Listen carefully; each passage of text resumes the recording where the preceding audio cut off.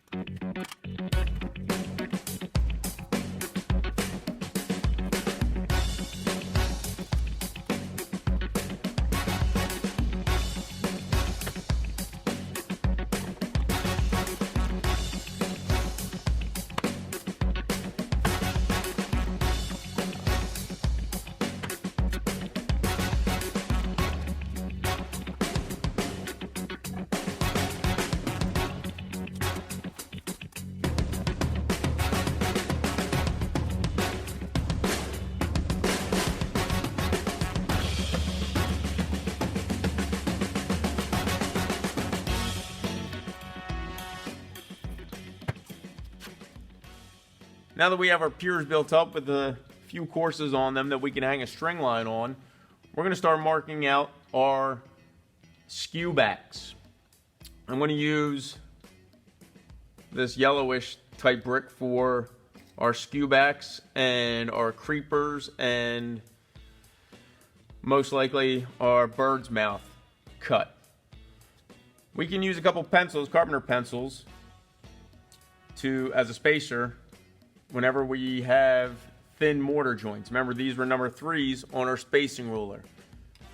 So we just lay a couple carpenter pencils down, and that holds the brick to a good height. I'm going to use that piece of wood that we had left over from earlier. I'm going to put that down at our spring point being that center line that we marked on the floor. I'm going to bring it right up to the corner of our pier and then mark this skewback. Notice that I left space for a head joint, and we have it spaced up with those carpenter pencils as a bed joint. So we have our first skewback marked. I'm going to go over that with a Sharpie or a marker because the saw will just wash it away. And I can use this cut as a template for the next 3 cuts. Here's our cut piece, and here's our cutoff. Though this has a ragged edge, I can cut this straight on the saw and get this identical piece to use in the complete opposite corner on the other pier. Now we're on the opposite side, the opposite pier, and we can do the same process. Again, get a broken brick from outside. You don't need a whole brick. We're going to use those pencils as spacers again. Leave a head joint. Bring it a little back from the face. And we'll use our piece of wood from before. I'm going to put it on our spring point, our center line in between the piers. And we're just going to mark that angle with a pencil. Here's our skewback here. What we can do is once we cut this one, I'll cut a vertical line somewhere around here, and we'll be able to get 2 out of 1. Use this piece over on the first pier on the back side. Now's a good time to hang 2 string lines on your project, one on the front and one on the back.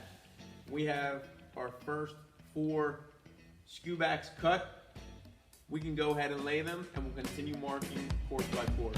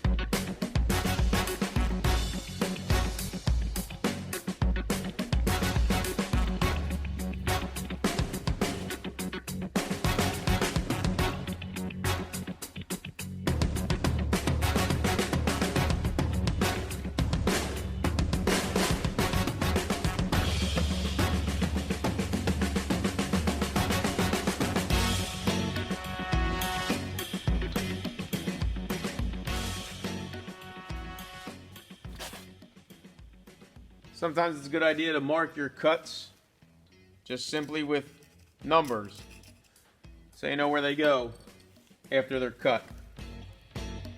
Don't mark them on the face. Mark them on the head of the brick, the part that gets covered.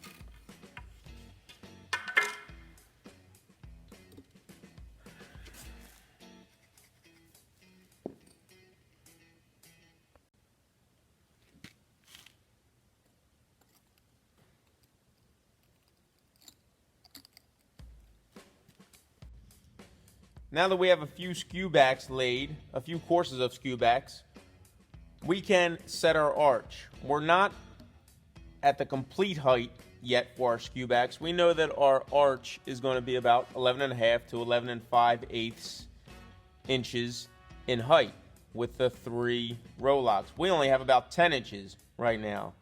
The next skewback isn't really going to be a skewback. It's going to be a bird's mouth cut. We're going to wait until we have a few courses laid on our arch before we mark that cut. So we can go ahead and start our arch form installation. Now we're at the bottom of our piers. Before we start setting our arch form for a segmental arch or a jack arch, we're going to need to install 2x4 or 2x6, whatever it takes, spanning in between our piers, right flush to the face of our wall. This right now, this 2x4 is loose in here. We're going to use a couple shims. Really, we only need one shim on one side. We want this pretty secure in here. This is what we're going to be pulling our radius from for our arch brick. If you're doing a semicircular arch, you do not need to do this step.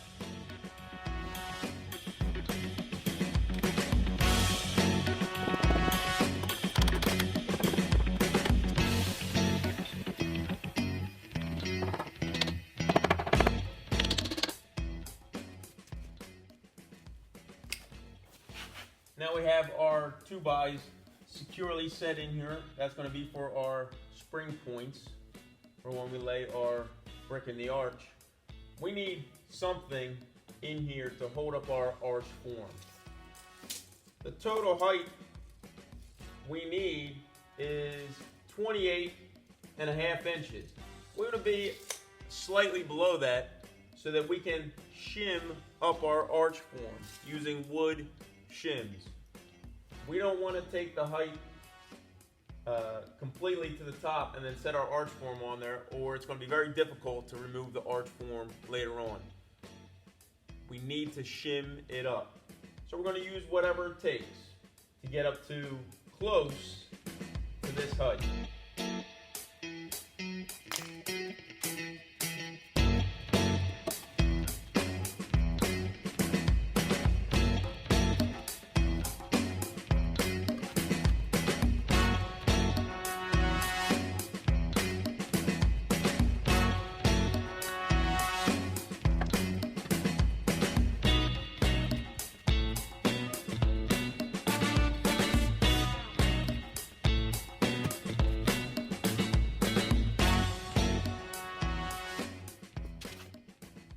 Here, I've got a 12-inch block, a few brick, and then a whole block on edge. That gets us about 1/2 inch, 3/4 of an inch below where we need to set our form. That's a great height to where we can shim it up from both sides, and it'll be easy to remove later on. Our form is set on our block right now, but you can see that it's not up to the correct height. We're going to need to put a shim under all four corners of the arch form in order to get it up to height. We want the arch form level, and we want the arch form plumb. The face of the arch form plumb also when we set it with the shims.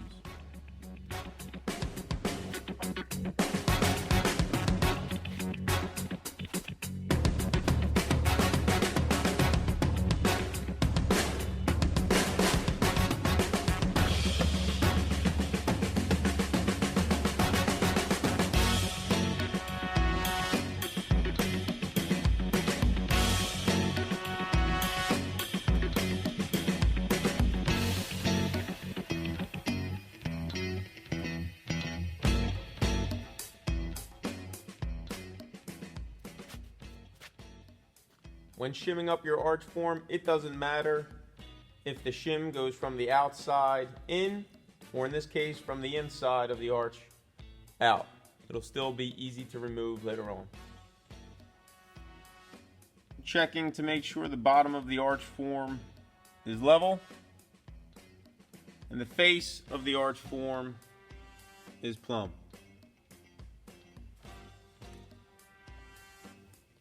The arch form is now centered in the piers. We don't have the arch form coming all the way out to the face of the piers.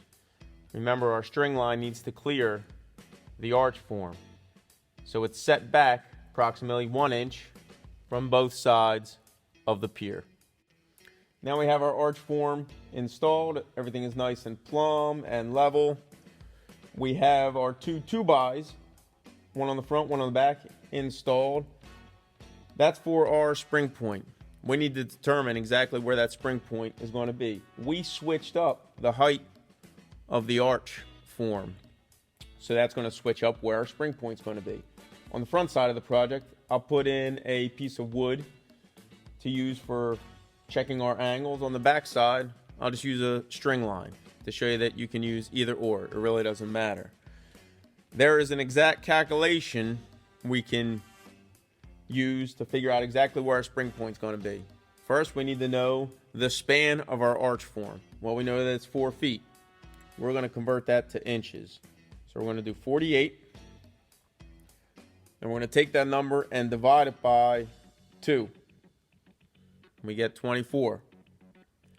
Now we're going to do that number times itself. 24 times 24.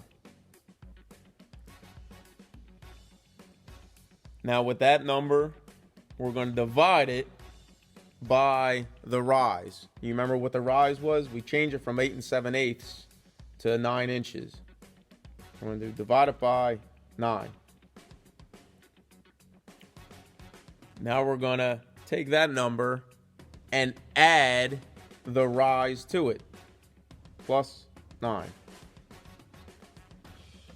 Now we're going to divide that number by 2. We're left with 36.5 inches. That's close to what our original spring point was, but not exact. That's 36.5 inches from the top of our arch form to the bottom to our spring point. We're going to mark our spring point down on our 2x4. Before we do that, we need to find the exact center of this arch form. I'm going to mark it with a Sharpie. Centered in between our two piers. Then I'm going to plumb that line up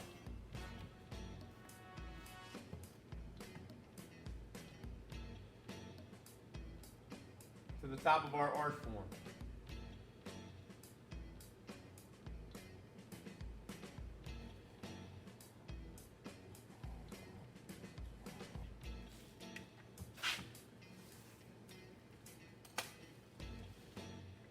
We have the center of our arch form. Now I'm going to measure down 36.5 inches down to our 2x4 and mark it. I still have the center mark on the ground. I'm going to mark it right above that center mark.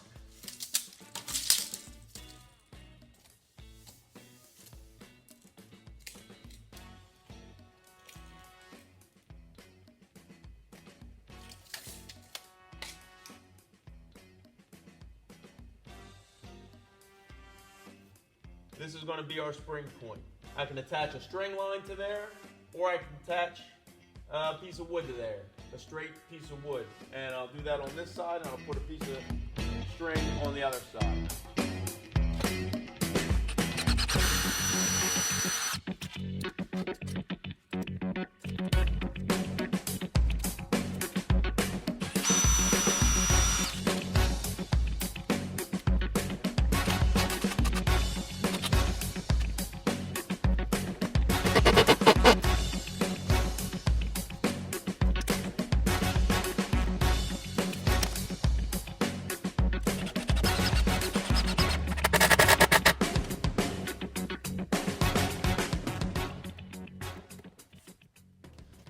Our first course of Rollups going over the arch is going to be a bonded Rollup course, which means we're going to be laying whole brick and half brick on the first course.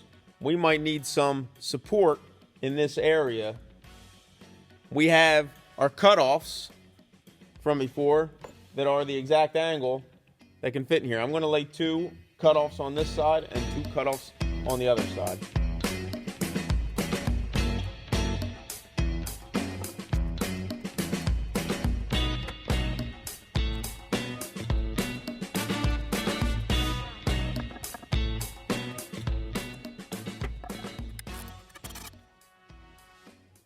Now we're at the main part of this video.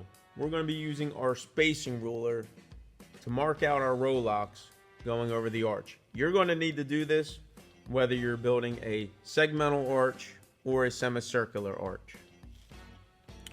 I have the center line marked here with a C, so I don't get confused with this factory marking that's on this piece of wood. We have a few options when determining our spacing for our brickwork. One option is to put one brick centered right over the center line of our arch form. Another option is to put a head joint directly over the center of the arch. In this case, for right now, I'm going to choose this brick centered over the arch, sort of like a keystone brick. This is the center brick over the arch. I set that brick right in the center and mark a head joint spaced away from the brick. So here is our head joint spacing on either side of the brick. I then take the brick away. I take out our spacing ruler, open it up. We can lay it flat on top of the arch form. We're going to lay it, I'm going to put the end tight to one pier. And I'm going to see exactly what the spacing is from the pier to the start of our head joint. Now right here, this works out exactly to the spacing rule number 6. And that's okay. Spacing rule number 6 is a decent sized joint. It's a little on the big side. Taking into consideration what the rest of this project is doing, that might not look the best. I have sort of tight head joints and tight bed joints. I would like tight joints in between my Rollup coursing. So number 6, although it works, might not be aesthetically the best option for this arch. I see that a number 2 takes me real close, maybe 1/8 inch ahead of where I'd like to be. What that does is that squeezes an extra course of brickwork. Instead of using the number 6s where we'd only have 9 courses to our keystone brick, if we did number 2s, we now have 10 courses of brick to our keystone brick. That squeezes a lot of mortar. That makes a very tight head joint in between our row locks. That might be aesthetically more pleasing than big number 6 joints.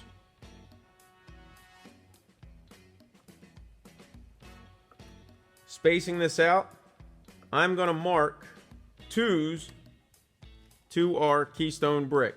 Let me check the other side of the arch, doing the same exact thing to see how we are.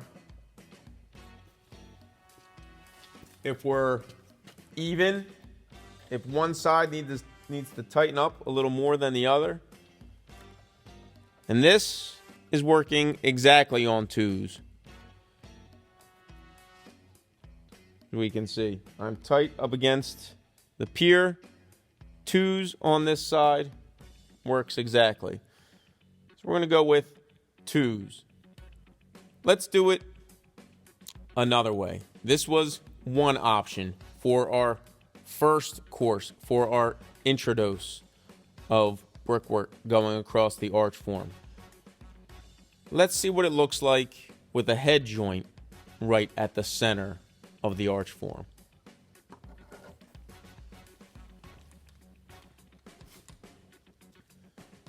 Here's our center line. I'm going to mark a small head joint.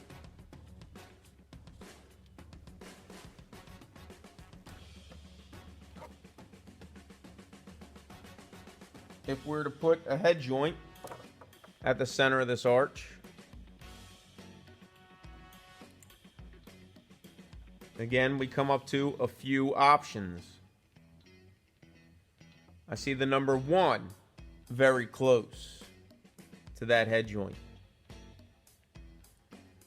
Number 1s are super, super tight. Almost zero mortar between the head joints. Aesthetically, that would not look good. We also have the number 9s here that go a little past. A 9 head joint is pretty fat.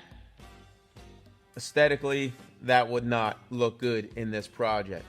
Although either one of these is technically correct. Structurally, it will be fine. Aesthetically, it's not going to look good. We have a number 4 that goes right to the head joint. Number 4s would look aesthetically pleasing in this project. Very close to number 3s. Only a 1/16 of an inch difference in the joint thickness between number 3s and number 4s. We're on the other side of the project now. And I know that this arch is going to work out well with spacing rule number 2s. But let's create a scenario where the numbers aren't working out for us. We put our brick in the center and we mark our head joints. There's the edge of the brick.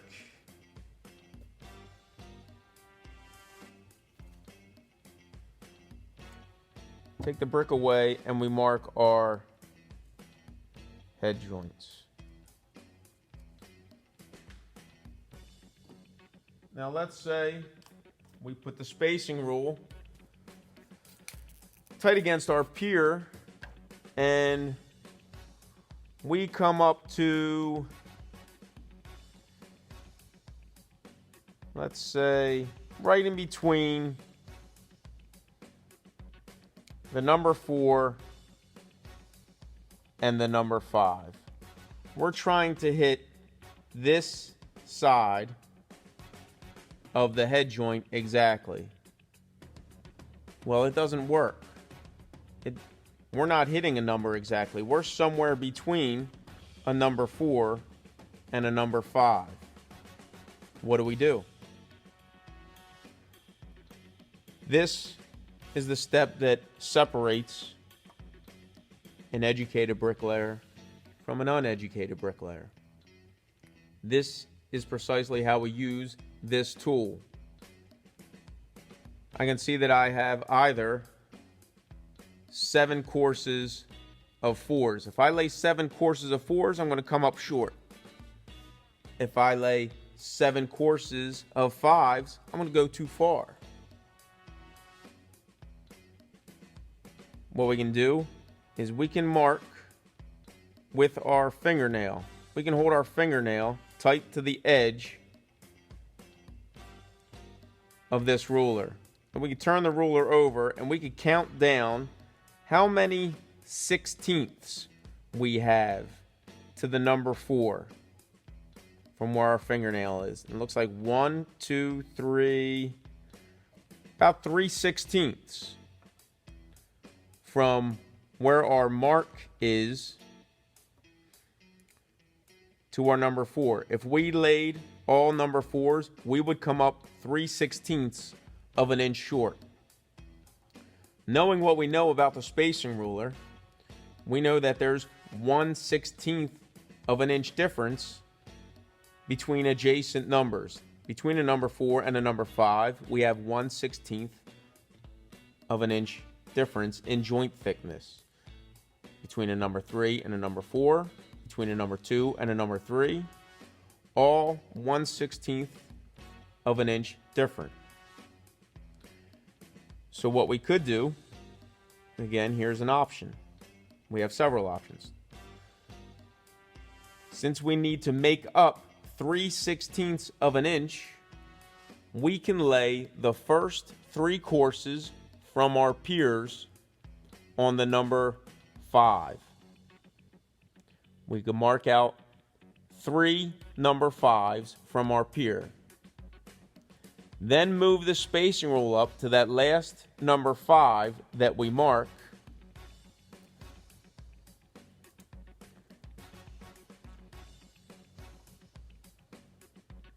The number 4 will line up exactly where we want it to, with the edge of our head joint. We make up that 3/16 of an inch difference laying on number 5s, 3 number 5s. The reverse of that would be we put our fingernail on the edge and we count up to the number 5. We have 4/16 or a 1/4 inch. In this case, we're going to keep it at 16ths to the number 5. If we laid all number 5s, we would be 4/16 past the mark that we want to be. That means, knowing what we know about the spacing ruler, we can lay the first 4 courses on number 4s coming from our pier and the last 3 courses on number 5. Just reversing what we said earlier. We can start off with 3 number 5s coming from the piers and then 4 courses on the spacing rule 4. Or reverse that. Put 4 courses of the spacing rule 4 up against the piers and then the last 3 courses as number 5s. Either way is correct. With the joint spacing of only a 1/16 of an inch difference, you're not going to notice that the Rollup brick switch from number 4s to number 5s. Nobody is going to notice that with their eyeball. That is why this ruler was created. with only a 1/16 of an inch difference from number to number. There is no 4.5. There is no 5.5. There is no 6.5. When you hear a bricklayer say, we're laying on 4.5s, they don't correctly know how to use this spacing ruler. There is too much play between these two numbers, especially once we open the ruler up further, to say you're laying at 4.5. There is no half marks. We lay X amount of courses at one height and then X amount of courses at the other height. This is how you use a spacing ruler. If the numbers don't work out, which usually they don't, you need to make it work. Understand that there's 1/16 of an inch difference between all of the numbers on the back of the spacing ruler, except for the number 1. Between the 2 and the 3, 3 and the 4, 4 and the 5, 5 and the 6, 6 and the 7, 7 and the 8, and the 8 and the 9, and the 9 and the 0, 0 being the biggest joint. You will also need to know what looks aesthetically pleasing. If you have a wall that has big joints in it, bed joints and head joints, the number 7s, number 8s, number 9s may come into play. It may not look aesthetically pleasing if you put tight joints in a wall that has big joints in it. Although technically it wouldn't be wrong, aesthetically it would not be pleasing to the eye. Understand how to use this ruler. We use it for arches. We also use it for hitting the correct heights on walls. If you need to see exactly what the size of your joints are going to look like, take a couple brick and put them on the ground. Open up your spacing ruler. Let's see what a number 8 looks like.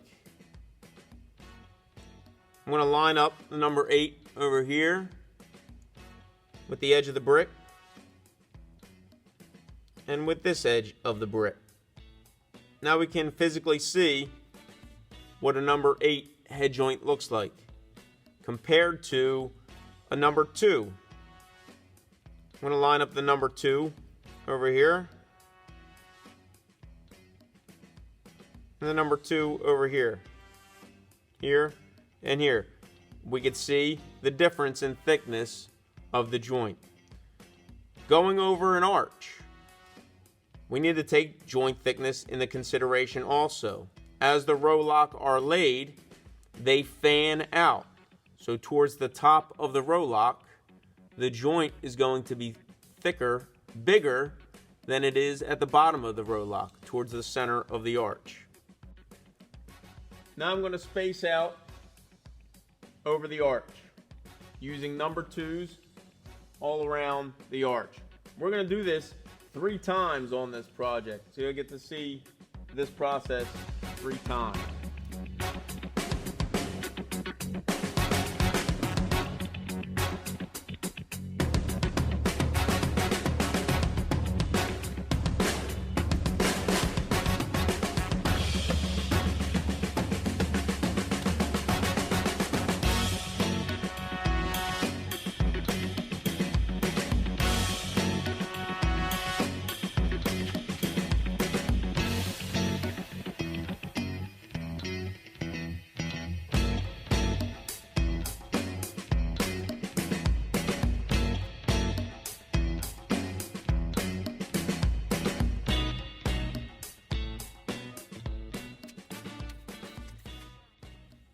When marking these, be as precise as you can.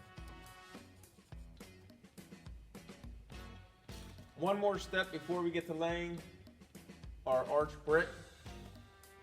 We need to make sure we don't have stack bond onto our piers from our Rollups. You can see we have a whole brick right here.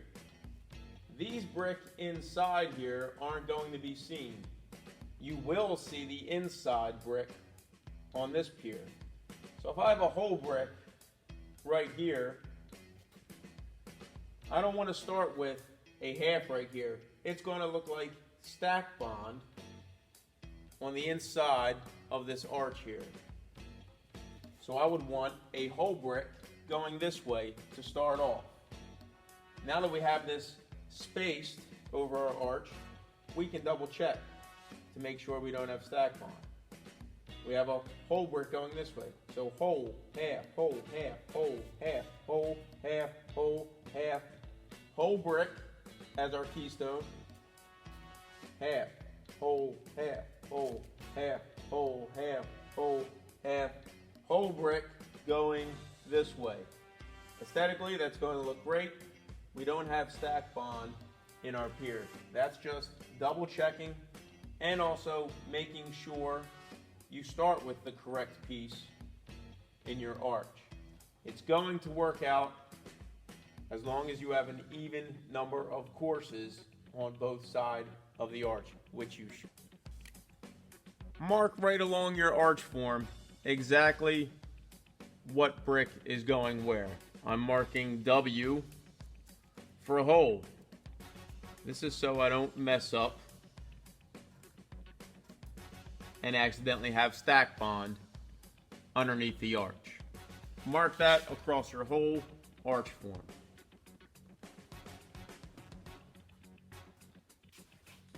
Now we're at the point where we can start laying our introduce, our first course along the arch. I already have halves cut. I cut them a day ahead of time so that they're dry. Try not to use wet brick at any time. We know what we're starting with. We have a hole over here. There's going to be a hole over here. Our next course is going to be half, whole, half. The bottom of our arch is going to be solid. The next two courses are just going to be half brick laid on either side of the arch. I've lowered the string lines. That's going to keep our rollups from going too far out or being too far in. Our rollups need to be in line with our piers. So we keep our string line there and move it up as the arch goes up. When spreading mortar on your brick, when we lay this brick on the form,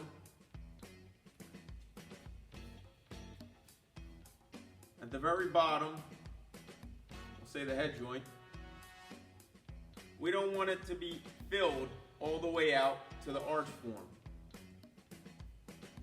We're going to point that in later. If it's solid mortar, we would then need to rake it out. If this was live mortar, it would be very hard. We would need to grind it out and then repoint it. So when we lay our brick going over the arch, I'm going to keep the mortar back from the face of the brick. This being the face of the brick gets laid against the arch. I don't have mortar right here. We're going to point that in later.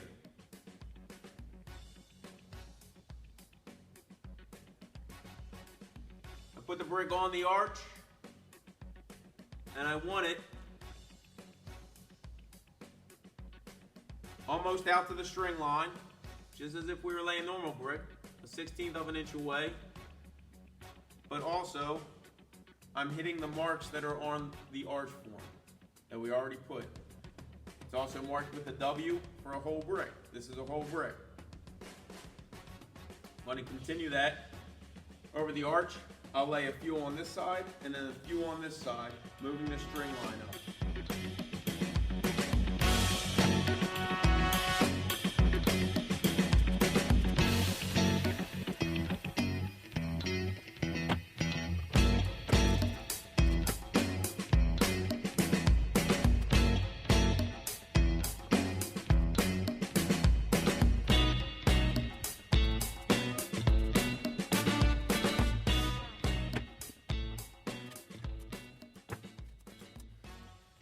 As you can see here, our string line is not used for keeping height right now.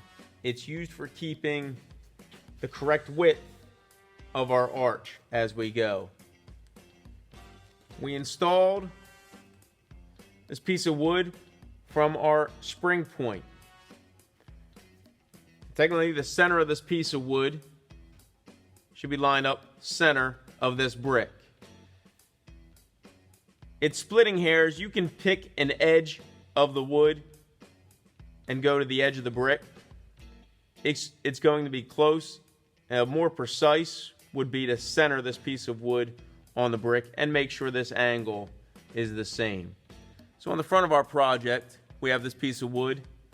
On the back of the project, we have the string line. I'll show you how to use that. All we're doing is swinging this arch and making sure each brick is lined up with it. We can choose the edge or the center of the piece of wood. What this does is this keeps us from creating flat spots in our arch where 2, 3, or 4 brick may create a straight flat spot. Aesthetically, that's not going to look good.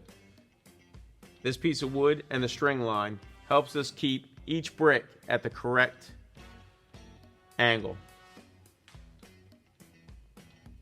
Over on the opposite side of the project, same scenario. We have our horizontal string line, making sure our arch isn't getting too big or too small.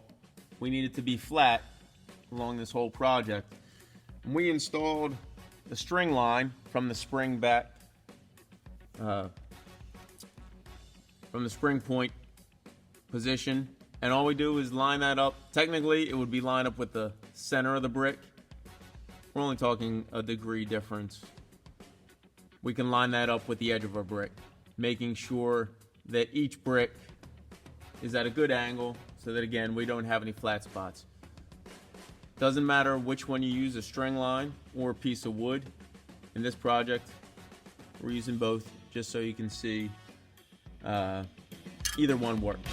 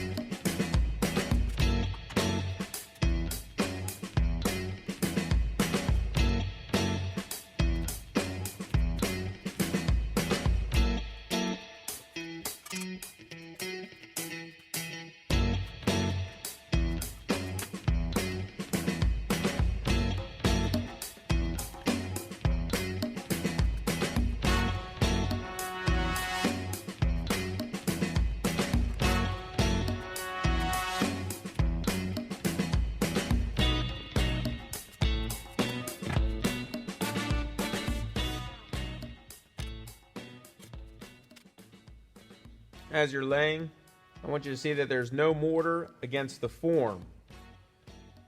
These head joints in between the brick are empty towards the bottom of the form. You need to spread mortar, butter your brick accordingly so that you don't get mortar up against the form and down into these head joints.